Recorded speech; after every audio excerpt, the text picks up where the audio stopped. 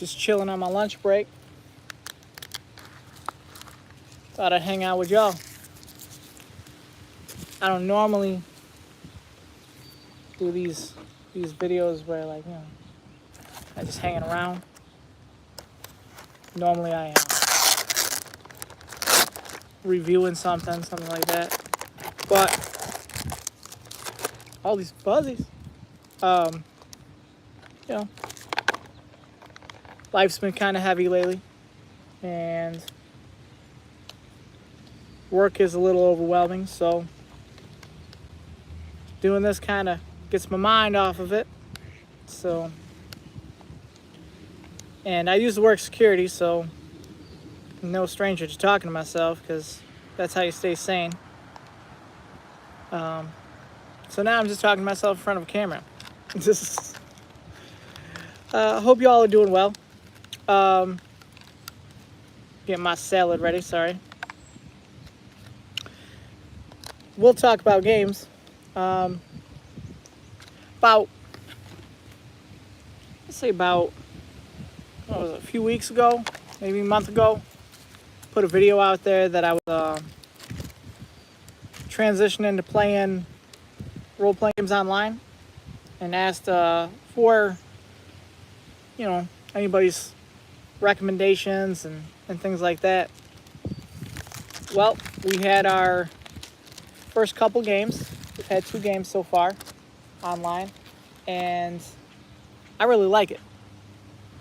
I really like playing online. We're only playing over Discord, and we're only doing Theater of the Mind right now, but that's working out. And anything that we need like visuals for, the DM just puts, you know, in the text chat. And yeah, I'm not DMing. My buddy Ken is. Shout out to Ken, the DM.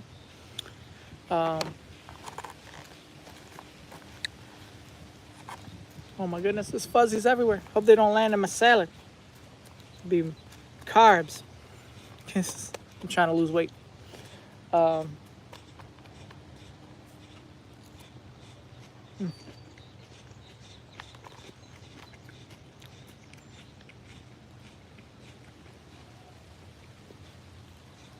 Already took a bite. Forgot to say grace.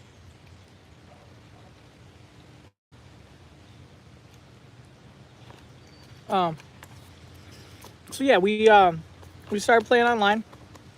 Had 2 sessions, going pretty good. I made a Goliath fighter, and he's like cloud giant ancestry type.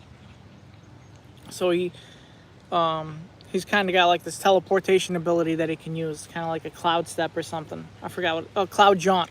That's what it's called.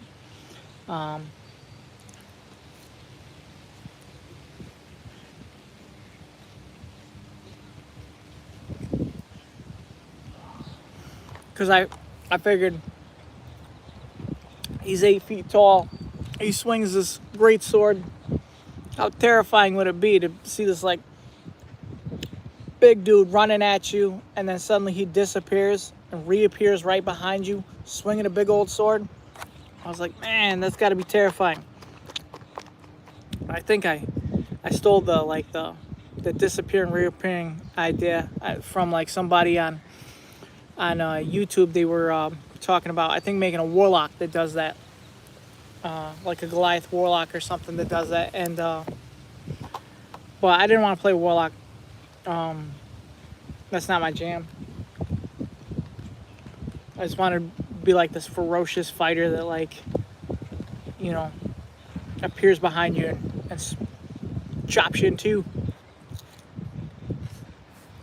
Fuzzies.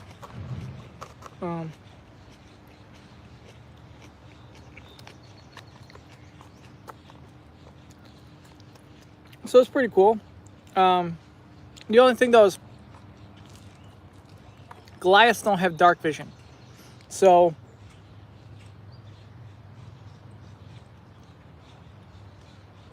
I didn't need to hold a torch, which is problematic because my main weapon requires 2 hands.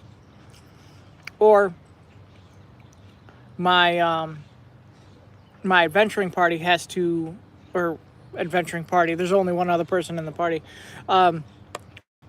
The other player needs to cast like a light spell, and then my character can see.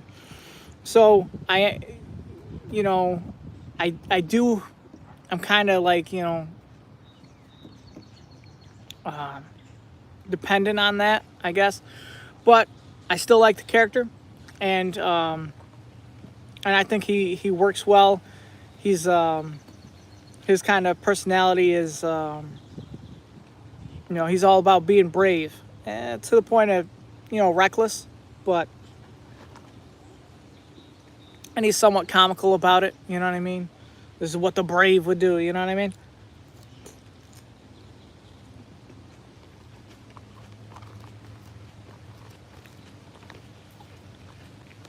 But he's fun to play. In fact, I think, our next game's tonight. So, that'll be fun.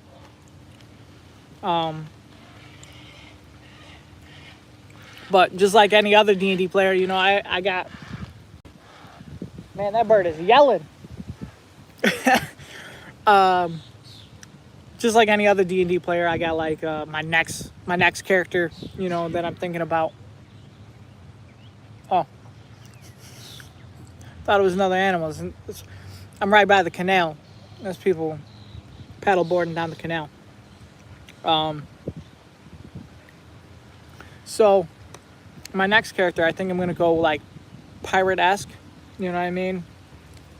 Maybe like a cutlass, and have like a couple flintlock pistols kind of strapped to them. You dig what I'm saying? I kind of like that vibe. Do my best Jack Sparrow impression. You know what I mean? Hopefully that doesn't get tiresome at the table.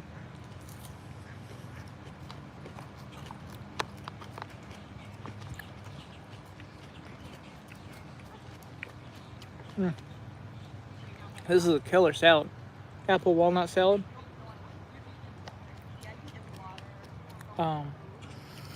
So yeah, that's kind of what's happening on the D&D front. I did get Beneath the Monolith by Monte Cook Games, and it's a setting book that allows you to play Numenera in 5th edition D&D. I haven't read it yet. I've kind of skimmed some parts, and so I don't want to like do a review right here or anything. But hi, bro. How are you doing?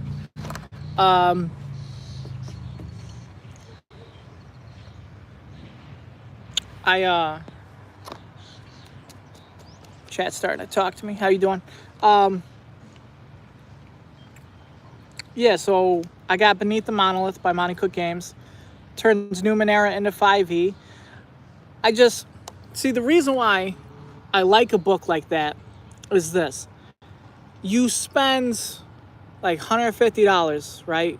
Or right about that on your 3 core D&D books, right? And you play these wonderful fantasy games and all that, right? But eventually, man, it's like, I'd like to play something a little different other than like dragons and orcs. You know what I mean? But say you like the 5e rule set. Well, like Beneath the Monolith allows you to use your 5e rule set that you really like and play in this completely weird, different setting a billion years in the future, but yet it's still like a fantasy style adventure because you're still diving into ruins and exploring, but it's not like dragons and orcs that you're fighting. It's like these weird like automatons and biological experiments and stuff from like previous highly advanced civilizations and stuff. So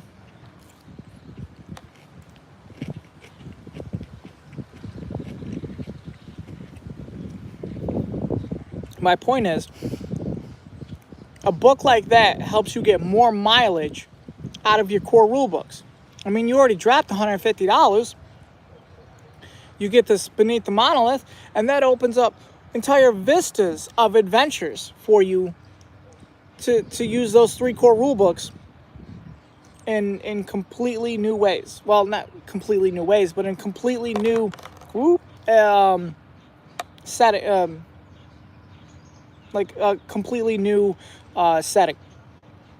And to me, it just gets more mileage out of them. You know what I mean?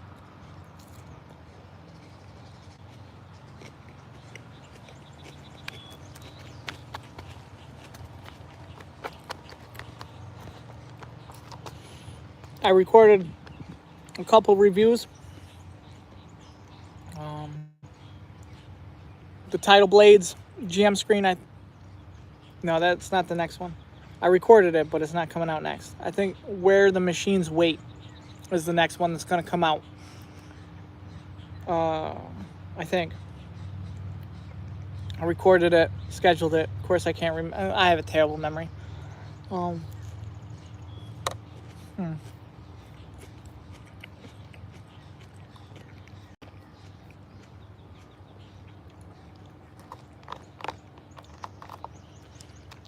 I think it's Where the Machines Wait comes out next. And that's like the back of the book calls it a mega adventure. I would just call it a short campaign. But it was pretty cool. I mean, I'm not going to review it right here because I did the whole dedicated review to it. But check that out when that comes out. It was a good read. Especially if you want to bring your D&D game into like a science fantasy angle, or if you're going to try Beneath the Monolith and bring your D&D 5e game into Numenera.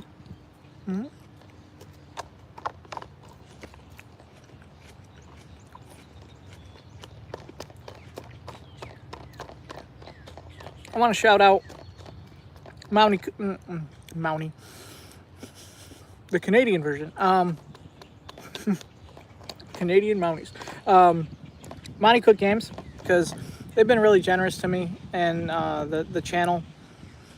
That way I can show you guys some things, and so they've sent me some things that I got to work on and get review videos done. This is the current one that I'm reading, Tidal Blades. It's a Cypher System game. I really like Cypher System, by the way.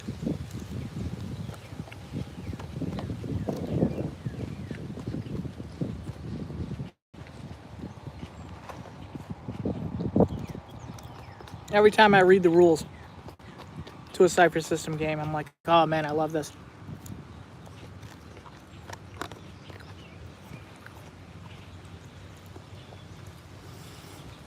Numenera, not the 5e version, but Numenera, that Cypher System.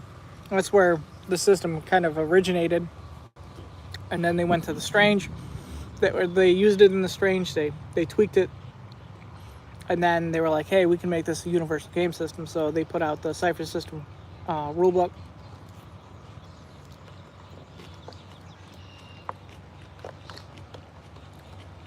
I think by rules I'm supposed to say they sent me Tidal Blades. So just wanted you guys to know. That transparency thing. But yeah, they sent me some things like Tidal Blades and some other stuff that I'm going to review on the channel. I look forward to it because I really like the Cypher System. Nothing against 5e. I just really like the Cypher System because I like how flexible it is, and I want to tell some different stories than just what 5e kind of allows me to tell.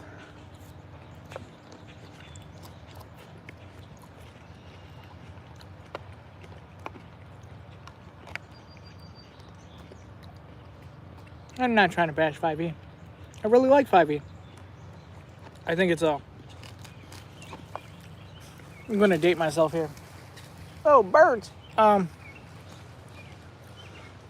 I started role playing, I started in D&D 3rd edition, and D&D 3rd edition, and then Pathfinder 1st edition. They were pretty crunchy games.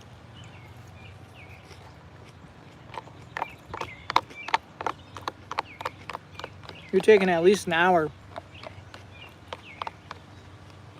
to make a character, and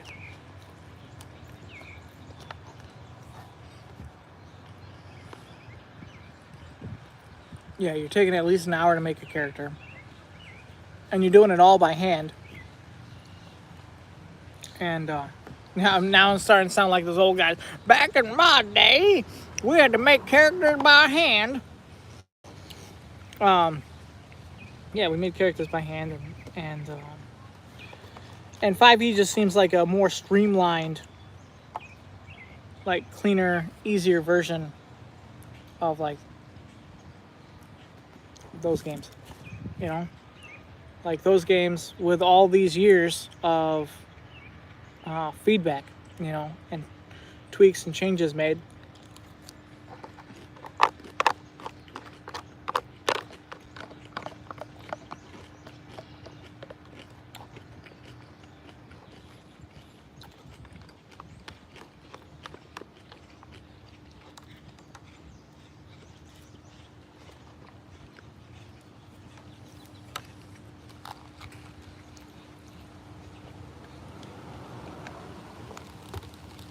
I know you might be saying, Buster, you're trying to lose weight. Why are you drinking a Coke?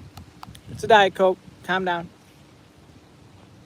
But I got to get my Diet Coke from McDonald's because, man, we all know McDonald's fountain sodas are the best. It is a proven fact. Okay, maybe not, but it is my strong opinion.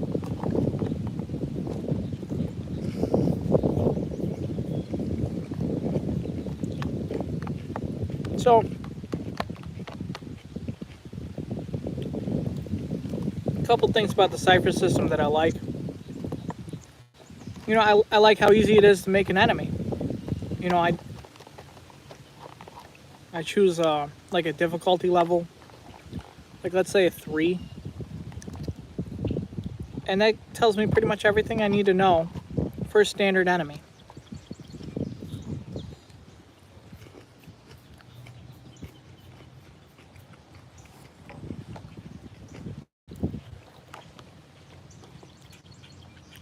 The enemies in Cipher System level 3, so they have 9 hit points. You got to roll a 9 to hit them, and they do 3 damage. It's all based on that number.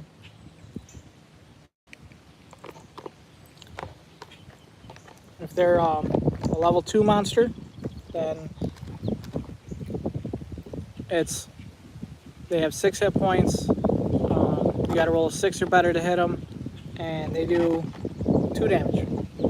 It's all based on that level that you give them.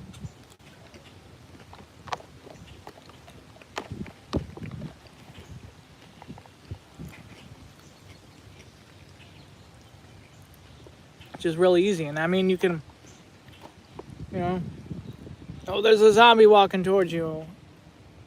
And you just say he's a level 2 zombie. Oh, behind him is like king of the zombies. Oh, that's a, you know, level 4 zombie. There you go. Simple. Monster made.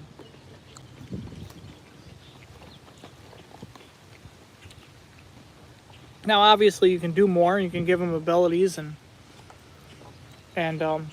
tweak things and change things. But on the most basic level, that's all you got to do.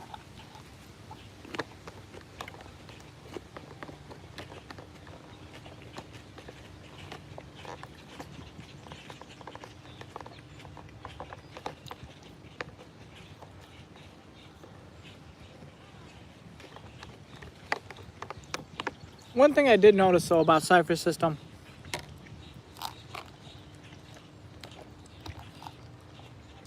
it is a very narrative game.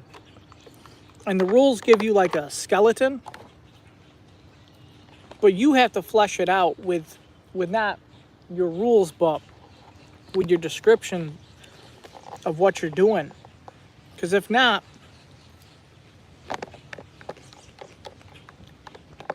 the rules are so rules light in game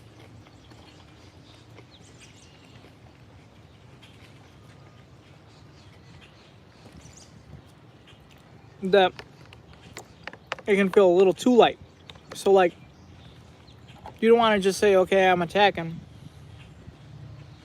with my sword. You want to be like, all right, I attempt to, slash his chest or whatever. You want to add a little description to it, give it a little flesh on the skeleton that they give you. Otherwise, it feels a little too light.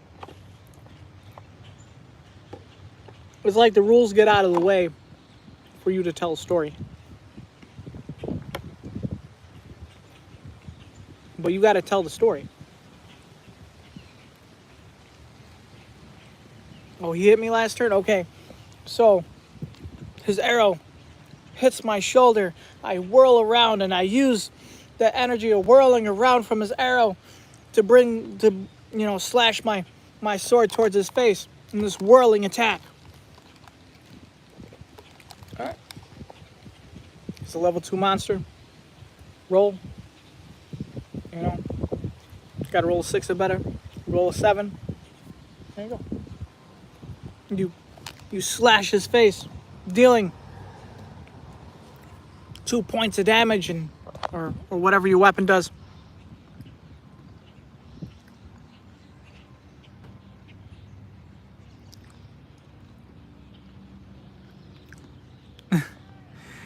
How y'all doing? Yeah, I just saw the one about eating healthy. I love you guys. Yeah, I've been unhealthy most of my life, and now I'm an older gentleman. I won't say my age on here, but yeah, eating unhealthy most of your life, it catches up to you when you're a little older. But this apple walnut salad wasn't that bad, man. Wasn't that bad at all. I dug it. Could I go for a buffalo chicken pizza? Heck yeah. But I'll take my salad, lose my weight, and look better, feel better, be able to run after my kids better, So, because what had happened was like a couple years ago, I was running after my kids. Excuse me. I used to be really big. For my height, I was like over 230, and for my height, it really showed. And I was running after my kids, man, and I got like winded just running a little ways, and after that I was like, man, if I keep going the way I'm going, 5, 10, 15, 20 years down the line, it's not going to be good, man. I'm getting winded just chasing after my kids now. It's not going to be good when I'm 10, 20 years from now. So I started making some changes, and it's been an ongoing process, and I lose some and gain some back, and lose some and gain some back. Last year I was down a lot, and then I gained some weight back. That sucks. But, weight loss isn't always, always straight down. Sometimes you do pop back up. Sometimes you fall off the bandwagon. But you get back on it. You know what I mean? You eat cruddy for a while, and then you feel cruddy, and you're like, oh, man, I should probably have a salad now. You know what I mean? So that's how that goes, But I was 230. Last year, I got down to like 170.